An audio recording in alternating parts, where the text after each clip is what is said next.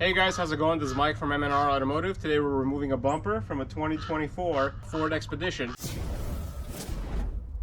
First thing you want to do is remove the 5.5mm screws that are along the side of the inner splash guard as well as on the bottom. There's only one on the bottom on the driver's side and there's two on the bottom on the passenger side.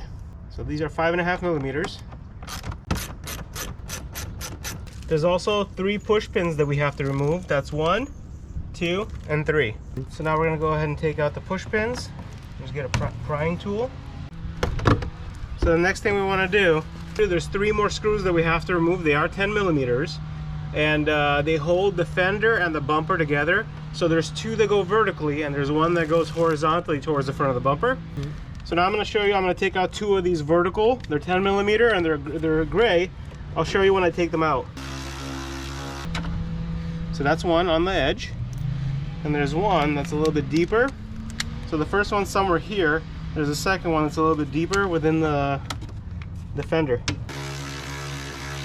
That's the second one that we've taken out. And then the third one is actually going this way. Well, what I like to do, I'm going to use an extension. I'm going to use, I think this is about a 12-inch extension.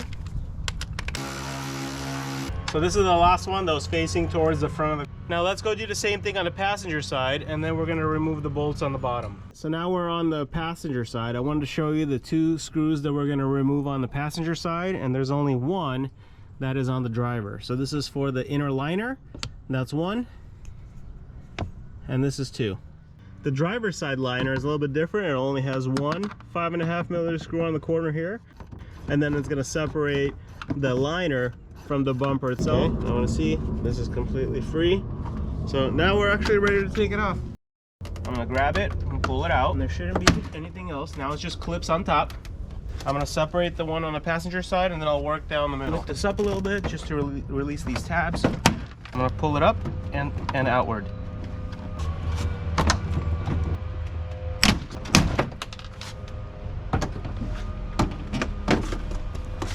So now we can go ahead and remove it. So the last thing we have to do is just disconnect the harness for all the lighting and all the electronics in the bumper.